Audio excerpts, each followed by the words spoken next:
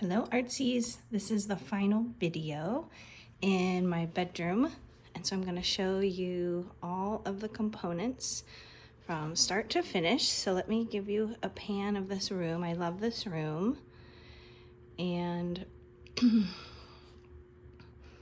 there is a mahogany dresser that my husband and I refinished, this delicious grass green wall, artwork. This is mostly personal artwork of mine, some of my family's, and I'll tell you about those pieces and what it looks like.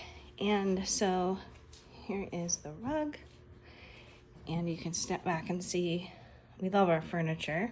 We actually bought it on Facebook Marketplace, right? And it had this piece, 2 end tables, and this gorgeous dresser for under $1,000. Solid wood. Someone had bought it at a furniture store here in Oregon. Solid wood, going out of business, and had never moved it. And so this piece also, I'm talking about the furniture, solid mahogany, I bought for $25. 20 actually off of Facebook Marketplace because it's so heavy. It was covered in chalk and black chalk. We refinished it and restored it to not its natural finish. And then I got a brass type of hardware. It had more colonial hardware, and all of these still work. I even got a new key. This is the original key that when you open, it comes up out of here and locks it. Pretty fabulous. They're worth about $3 grand actually. So for those of you that refinish furniture, that was quite a find. So the inspiration piece was a piece of my inheritance, this brass sculpture from my grandmother, Kathleen. It was the one thing I asked out of her house, and I finally got it up. In it, you can see in these squares, the chartreuse green and blue, and then the rest is different types of metal and brass and a patina to them. So I took quite a bit of time and cleaned it. Hadn't been cleaned in several years just because it's dusty. And then I wanted to create, so the style of this bedroom is certainly an Art Nouveau meets Art Deco, almost a little Britishy in a garden center, and create a photo collage that had balance to it. So for those people who need to be told exactly what to do, and I'm an art teacher, and I love to teach art, and every person's learning style is fine.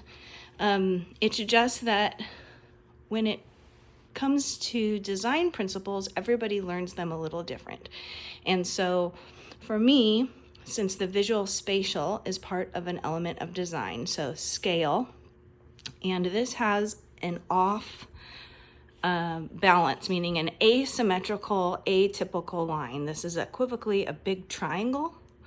And so because of this line and this large piece right here, what we were doing was coming into a type of a balance that was peaceful to your eye. So I'm going to go through each of the elements and how you could do this. And it is missing one element. So as I pan this, when you're in the room, there's this open-ended resolve. Okay, you see this up here? And so your eye naturally goes up the line and then it ends. And so since I could either put a rectangle piece up there, or because there's a ledge up there that's pretty significant, I could also put a piece that leans up into it. And something that I've always wanted that I don't have is a vintage brass mirror, and they can be heavy. And so I was waiting to see how everything came together to see what I would do. Another funky thing with me is I hate mirrors that when you walk through the house, you catch yourself in, even though mirrors bounce light. I don't mind this one over here, as you really have to go in front of it on purpose and stand, but it does bounce the light out of the window, which is a beautiful filtered light, and it makes this dreamy lighting. And so in that way, this green, which could be very dark, is not dark because of the light. The last time I did brass, green, black, and white, I actually painted the wall black. And it was gorgeous because there was so much light in the room. And so that's the color palette. So it has a botanical color palette. And then, so let's go over the pieces that I selected and why. I love these lamps. These lamps are a touch lamp, so I don't ever have to fuss with them with a switch. And I really loved the lighting, and it's the scale for me. Not only do I use the light, they're functional, but it has this almost billiard table and a vintage tray that is the green, black, and pink that I've had for years. Actually, necklaces from my native friends. This is from the Evening Wind, who just came to see me. It's a good day when she comes. Beautiful gift. And this was a gift from another friend of mine. This is a piece of my pottery that I think might be an urn for my ashes when I die. I didn't plan it that way, but every time I look at it, I think, yeah, that's so me. Or just a vase, but it matches beautifully and I love to look at it. And then I'll go through each of the pieces. So this was a beautiful message from my son for Mother's Day, for my son Bradley, to my mother, whose love is more vast than the lavender fields of Washington. I love you dearly, Mama, and I'm so happy you get to continue being that amazing mom for our family now, made whole, from Bradley, right? He gave that to me as a gift when I got married and blessed me. This is a drawing that I did of the window out of my apartment in Italy when I went to Florence with Hunkalicious. And you could see how, even though the blue doesn't match, this is where art walls get tricky, is when you get too matchy-matchy, it doesn't flow. However, I'm gonna contradict myself because the blue picks up the blue over here, which picks up the blue in the duck, which picks up the blue in the drawing. Why? Because the color palette is off of the sculpture. So if I ever need to think about what might go with the wood, black and white, it's in that sculpture. And so those were the two colors that I played with as the accent color. So this is a still life drawing of mine that I did in drawing at Temecula College. This is a drawing of a deer that my mother did in high school, a pen and ink. We have the brass sculpture. This was just a mass-produced picture, but I do love it. It does remind me of Italy at a thrift store. And then this was a drawing that I did coming into Alawa of the river and a train track. And I drew this sketch of it because I had a dream of it once. And I just gave an impression, but it had an impression of the mountain and it balances out. So this black balances. So black, some designers say, should be scattered throughout the room. And so there's a black vase, a black frame. We go up to a black up here, and then we round back to here. We have this anchor. And so then I have the birdies that my husband had picked up when he was single. This was the olive drawing. This is a watercolor of Italy, these olive trees. And this is to scale. So this burlap sack holds the roots of this olive tree. And then we have the brass pillar lamp that balances out these lamps. But you can see I picked glass so it would bounce light, bounce off the window, bounce light, and give it a lighter hand because of the heaviness. But it's the same shape. It's a column there, and I like the same shape.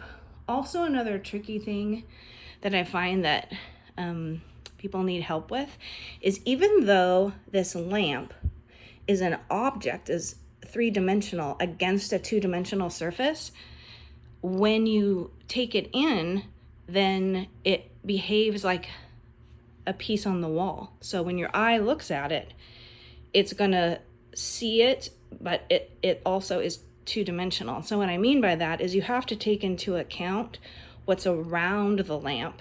And so I hung the pieces around where the lamp was. And so that's what gets tricky when you order things online. And then you put them in place and go, oh, I liked this by itself, but I don't like it in the grouping. And that design principle is scale. And scale is what affects the mood more than anything. That's my personal opinion. So scale has to do with the size of the pieces, where they're placed, and then the second is lighting. So what people tend to do is try to match colors, match finishes, match textures, and that actually then you wonder, why did this not work? The answer is scale and then lighting. So I drew this kind of Southwest skull drawing. I love this piece. And then there's a picture of Hunkalicious and I at our wedding cake, and a wood carving my Uncle Rodney did. And then one of my pieces from a gorgeous photo shoot I did called The Road to Oregon, which was about that transition in my life. They're stunning, from a very famous photographer. And then up here, you can see we're gonna put the brass mirror up there. That is definitely something I'll look for, but it's not that it's so unfinished.